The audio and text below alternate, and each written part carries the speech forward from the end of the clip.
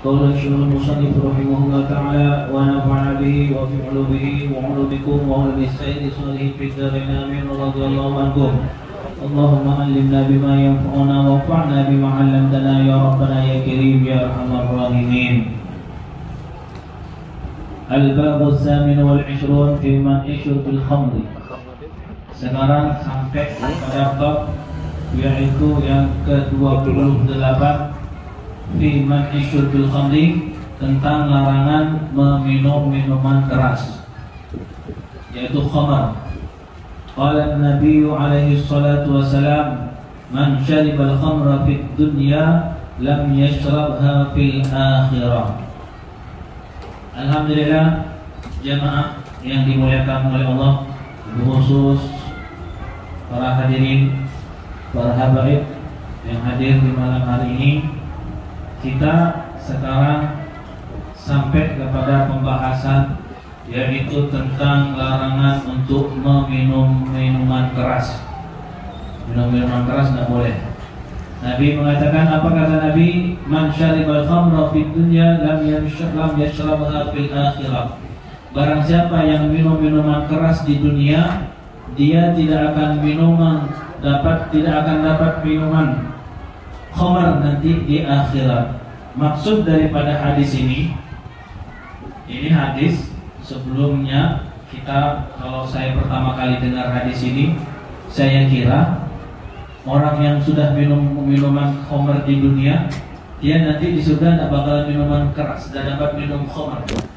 Rupanya kata ulama di dalam hadis ini, orang yang minum minuman keras di dunia dan meninggal dalam keadaan belum bertaubat dengan minuman kerasnya, maka dia meninggal dalam keadaan dosa minuman keras.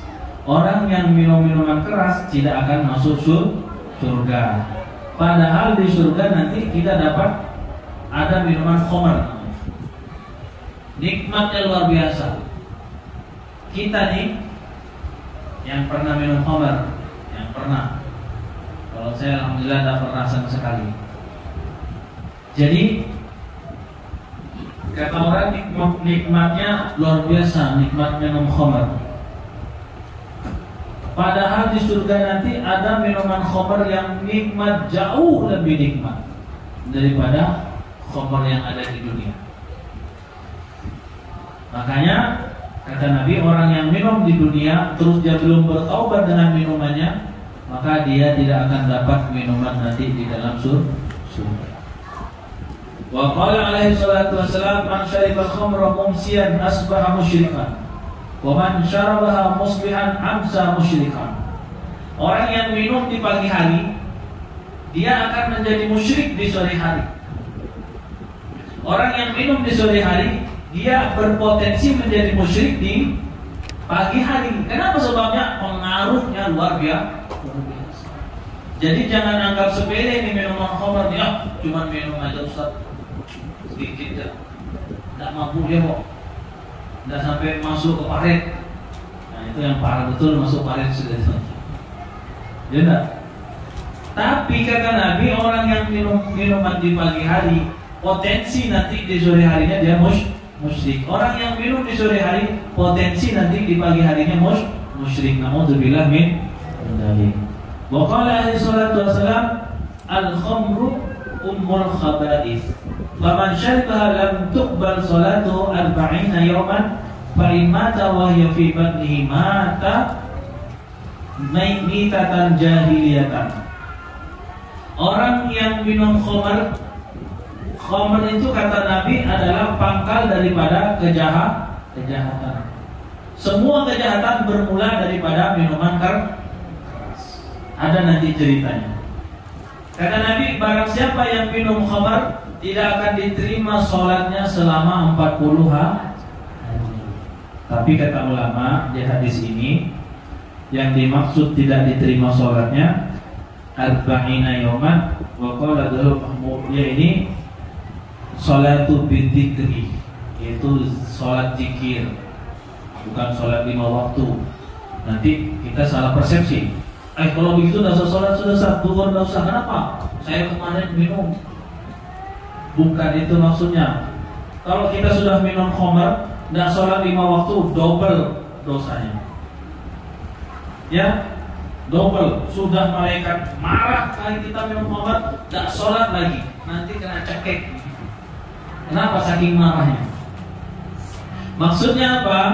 Orang yang minum khamr itu, dia khamrnya itu berdiam di dalam badannya sampai 40 hari, baru hilang itu efeknya. Kata Nabi. Jadi li'anna al-khamra tabqa fi a'dha'ihi 40 yawman. Karena efek daripada minum khamr itu, dia berefek di dalam badannya selama 40 hari. Hati-hati, jangan meremehkan khamr. Dan dia kalau mati dalam keadaan minum khamr, dalam keadaan dia misalnya baru minum khamr, belum sempat bertaubat, mati, maka apa kata Nabi? Dia mati dalam keadaan mati seperti matinya orang jahiliyah. Na'udzubillah min dzalik. Dia mati dihitung mati orang mati jahiliyah. Makanya hati-hati. Makanya kalau sampai pemerintah menghalalkan khamr ini terlanjur. Ya enggak, karena bahannya luar biasa. Kalau orang yang bukan Islam enggak masalah bagi mereka. Tapi kita orang Islam, kita punya pedoman, kita punya prinsip. Makanya ini bahayanya minum khamr. Wa qala alaihi salatu wasalam, al-khamru jima'ul ismi. Khamr ini pangkal muara daripada semua kejahatan. Diriwayatkan oleh Sayyidina Utsman bin Affan, dulu kata Sayyidina Utsman itu paling syadid, paling keras masalah minuman khamr. Sayyidina Utsman itu paling keras dalam minuman khamr. Kenapa sebabnya? Sayyidina Utsman bercerita, dulu ada seorang perempuan yang kaya, bangsawan. Dia menyuruh budaknya untuk memanggil laki-laki. Dipanggilnya laki-laki yang gagah, yang taat, rajin ibadah, panggilnya. Dibawa masuk ke rumahnya. Setelah masuk ke rumahnya, oleh si perempuan tadi yang saudagari, dikunci pintunya. Di dalam rumah itu ada perempuan tuh, ada minuman khamr, ada anaknya kecil. Kata si perempuan, wahai laki-laki, tahukah kamu kenapa aku manggil kamu nih? Enggak, aku tahu bilang. Aku mau ngajak kamu nih berzina. Na'udzubillah min dzalik. Ini cantik, janda. Coba bayangkan kita dipanggil begitu. Hah? Ini saudaranya sudah kaya, cantik, janda. Kalau janda itu tidak ada duanya. Kedua kesenang secipu. Ini yang diajak salah. Yang diajak orang yang soleh taat. Diajak, aku mau ngajak kamu ini berzina. Kata dia, oh tidak bisa. Agamaku melarang berzina. Jadi bagaimana? Kawin ayo. Enggak, Pak. Jadi agamaku melarang. Kenapa? Tidak boleh berzina. Oh gitu kan? Ya. Kalau begitu kata si perempuan tadi, kamu pilih antara dua tuh. Kalau kamu tidak mau berzina dengan saya, demi Allah, itu sumpahnya dulu, demi Tuhannya. Dia orang Islam, orang beranut juga, beragama juga, bukan orang ateis. Aku tidak bakalan biarkan kamu ini keluar dari rumahku ini tanpa melakukan apapun. Jadi bagaimana kata si laki-laki? Udah, kalau bilang perempuan, kalau kamu berzina denganku, aku lepas kamu. Enggak, aku tidak mau, kata si perempuan. Kata si laki-laki, kalau begitu bunuh anak laki-laki ini. Apalagi membunuh? Pekerjaan yang nyaman aja ku tolak. Pekerjaan yang nyaman ku tolak, apalagi membunuh. Na'udzubillah, dosa besar. Jadi aku tidak mau. Kalau begitu pilihanmu tinggal satu. Apa itu? Minum minuman keras tuh, yang ada di botol. Bimbang hatinya si laki-laki tadi ini. Ini kayaknya dosa paling kecil nih. Zina besar-besar. Walaupun yang bunuh apalagi dosa besar, na'udzubillah min dzalik. Mudah-mudahan kita diselamatkan. Kayaknya khamar nih kayaknya ringan aja nih. Cuman minum aja supaya itu selamat dari zina, supaya itu selamat dari membunuh. Udahlah minum khamar aja lah. Ini karena tidak belajar nih, tidak datang ke majelis taklim lagi-lagi nih. Makanya bahlul. Dia tidak disuruh minum khamar, mau dia. Kalau ustaznya tidak mau minum khamar, bos nikahi jandanya. Makanya kamu datang ke majelis taklim supaya pintar. Ya enggak? Disuruh minum khamar dia lagi-lagi nih. Maklumlah cuma rajin ibadah tapi tidak tahu ilmu. Itulah orang yang rajin ibadah tapi tidak berilmu, gampang dilengsarkan, gampang ditipu oleh syaitan. Makanya datang rajin ke majelis taklim. Ya, jangan kamu malas. Ini simpang nih kita remajakan dengan majelis taklim. Ini pada kemana giliran belajar keluar, gimana? Ya tidak, padahal tujuan majelis ini didirikan untuk belajar. Selain bersolawat juga belajar. Ya tak. Makanya ya selawat ini memang nyaman. Kita insya Allah masuk surga dengan salawat. Tapi ilmu juga penting. Jangan giliran belajar ilmu keluar. Ya tak. Ini rugi. Makanya kita ini ayo belajar.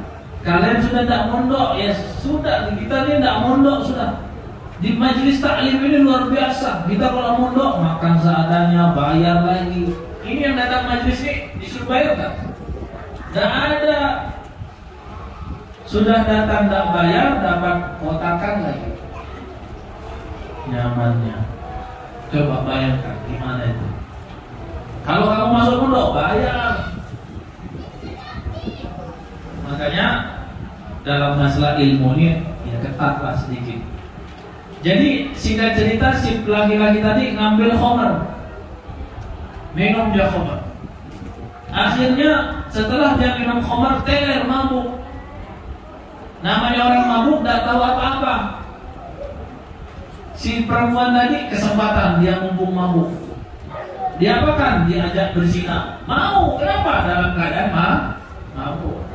Akhirnya berzina. Setelah selesai berzina, disuruh membunuh lagi anak tadi itu. Disuruh bunuh juga. Kenapa? Karena dalam keadaan mabuk. Itulah bahaya karena sebab mabuk berzina iya, membunuh iya. Coba bayangkan kejadian-kejadian besar, perbunuhan apapun yang terjadi disebabkan apa? Disebabkan karena minuman keras. Di Maluku tuh, di Halmahera. Kebetulan saya pernah ke Halmahera. Itu di Halmahera tuh kampung itu kampung kafir, kampung Islam. Kampung di sini kampung Islam, di sini kampung bukan Islam. Di sini kampung Islam, di sini bukan kampung. Begitu terus tuh sepanjang perjalanan. Jadi kampungnya itu khusus, ini kampung Islam, ini bukan, ini kampung Islam, ini bukan. Begitu sepanjang perjalanan. Dan kebiasaan sana, setiap ada orang nikah pasti mabuk. Pernah satu ketika, pas ketika mabuk, ini kebetulan yang nikah itu orang Islam. Jadi mabuknya di kampung Islam. Orang yang bukan Islam datang. Kalau sudah mabuk tuh mau Islam udah gabung sudah minum. Akhirnya malam itu juga yang bukan Islam ini mabuk teler, saking telernya hilang jalan kemana tidak tahu. Namanya mabuk kan gitu, tidak tahu. Ada yang pernah mabuk. Jadi dia hilang. Besok paginya dicari tidak ada. Besok pagi orang sudah cari-cari tidak ada. Kemana ini? Orang yang bukan Islam tadi curiga. Mau kali dibunuh oleh orang Islam tadi. Dikasih ultimatum oleh orang yang bukan Islam tadi, orang-orang kafir. Kalau tidak kembalikan itu anak 24 jam atau dua kali 24 jam, maka perang. Oh, bayangkan. Ini di ultimatum sudah mau perang sudah. Orang Islam sudah siap-siap juga di kampung Islam nih. Kenapa mau diserang? Ini kalau sampai dia tidak kembali, yang mabuk tadi ini, maka perang terjadi. Untungnya apa? Untungnya alhamdulillah dicari-cari ke hutan, dapat itu lagi mabuk, teler dia di tengah hutan. Mabuknya di kampung, lari dia ke hutan. Maka ini yang kita khawatirkan. Jangan kita ini umat Islam juga terpancing dengan mainan seperti itu. Coba kita ditarakan dulu perang gara-gara apa? Gara-gara karena mabuk. Makanya bahayanya juga mabuk. Kita loh harus, bukan tujuannya untuk benci sama miras. Orang yang bukan Islam terserah mereka. Tapi kita yang Islam harus tunjukkan bahwa kita punya komitmen. Jangan sampai kita juga terperdaya. Walaupun cuma mabuk, cuma minuman, apa ada efek. Jangan. Justru minuman itu yang membuat kita celaka. Makanya ini Nabi sudah mengatakan tidak main-main. Apa kata Nabi? Waqala sallallahu alaihi wasallam, syaribul khamri mal'unun. Orang yang minum minuman keras terlaknat. Karena memang paling gampang, paling mudah, pusing sedikit diputusin pacar, minum topi miring. Topinya tak miring, kepalanya miring. Ya tak? Minum topi miring. Kenapa saya tahu? Karena dulu saya juga pernah berteman dengan orang-orang yang minum. Tahu mana topi miring yang putih itu. Pernah mau dikasih. Kalau kamu nggak minum, nggak setia kawan. Jadi dikasih segini. Dikasih minum, pura-pura kencing. Belakang habis kencing saya buang. Kenapa? Pahit. Kalau nggak minum, nggak setia kawan. Dikasih segini. Habis saya minum, saya tidak minum, saya simpan di mulut. Pura-pura saya kencing dulu ya. Belakang saya buang. Habis itu tidak pernah lagi saya mau setia kawan, mau tidak dasar kawan. Enak, bahaya nih minum. Makanya jangan kamu meremehkan minum nih. Ya. Waqala alaihi salatu wassalam, syaribul khamri ka'abidin wasan. Orang yang minum khamr itu sama seperti penyembah berhala. Nauzubillah min dzalik. Orang yang minuman khamr itu sama kayak nyembah patung. Nauzubillah min dzalik. Ya. Begitu besarnya. Makanya ulama ini ada spesialis khusus untuk membina anak-anak yang suka minum, khusus untuk mencegah anak-anak yang suka minum. Kenapa? Karena bahayanya di situ. Sampai ada tuh ulama-ulama kayak di Jakarta dulu almarhum siapa Habib siapa tuh almarhum dulu Al-Atos yang FPI dulu siapa namanya? Habib Shalom. Beliau tuh dakwahnya ke anak-anak kami. Jadi datangi tempat-tempat diskotik. Nanti orang minum beliau tunggu. Sambil minum dia sambil beliau tunggu. Sampai selesai minum baru dikasih nasihati. Begitu tiap malam datang ke diskotik tujuannya untuk ngambil itu anak-anak itu jangan sampai minum. Yang melacur preman-preman didatangi tunggu. Bagaimana ulama saking sayangnya sama kita, bukan marah, enggak marah, sayang. Ini loh Nabi mengatakan bukan kita. Kalau kita baca hadis ini, maka kita sangat sedih. Kenapa? Ketika ada melihat orang minum minuman khamar, sedih hati kita nih. Bukan sedih karena benci, enggak. Sedih. Kenapa ada umat Nabi Muhammad mulutnya dibaui khamar? Kenapa ada umat Nabi Muhammad kita biarkan mereka menikmati yang dibenci oleh Allah? Kenapa ada umat Nabi Muhammad kita biarkan dengan tenangnya kita membiarkan mereka meminum minuman khamar? Di mana hati nurani kita? Apakah kita pecinta Nabi Muhammad? Ketika ada orang yang melihat dia minuman khamar, terus kita tenang, nyaman, anteng, tidak ada sedikit pun ghirah, cemburu bahwa kita sedih. Dia umat Nabi Muhammad. Itu yang kita ingin. Makanya Ketika ada ulama berteriak, ada ulama yang benci, ada ulama yang keras, itu bukan karena mereka benci, tapi karena mereka sayang. Jadi begitu. Ya, ada juga ulama cara dakwahnya beda, didatangi, dikumpuli, dia minum dibiarkan, kayak Habib Selon tadi. Ada orang mau melacur, masuk datang mau melacur, beliau tunggu di luar. Selesai dia melacur, beliau datangi, dia kumpuli lagi beliau. Ada orang minum dulu kamu, saya tunggu. Selesai minum, beliau nasihati. Itu pula ulama beda-beda. Makanya kalau kita membaca hadis ini, kita akan yakin bahwa memang ulama itu semuanya adalah pelindung kita sebagai anak muda. Khususnya kita anak muda, karena sering galaunya anak muda. Nggak bisa galau sedikit minum. Kalau nggak minum nyabu-nyabu. Apa bedanya nyabu dengan minum? Sama. Apalagi ditarahkan nih. Ini pusat paling banyak sabu-sabu. Hati-hati kita. Kalau kita ridho dengan perkara begitu, hati-hati anak keturunan kita kena. Bagaimana? Doakan. Bagaimana cari solusi? Bagaimana? Ayo ajak anak muda sebanyak-banyaknya, jangan sampai mereka terjerumus. Jangan biarkan Nabi Muhammad sedih melihat umatnya senang-senang dengan perkara yang diharamkan. Bagaimana caranya? Ayo ajak anak muda. Sebisa kita, semampu kita, ajak anak muda semuanya banyak. Kita tidak ridha Nabi Muhammad sedih melihat umatnya minum minuman keras, melihat umatnya pakai narkoba, melihat umatnya hancur berantakan rumah tangganya. Sebab apa? Narkoba. Apakah Nabi Muhammad tidak sedih? Sedih.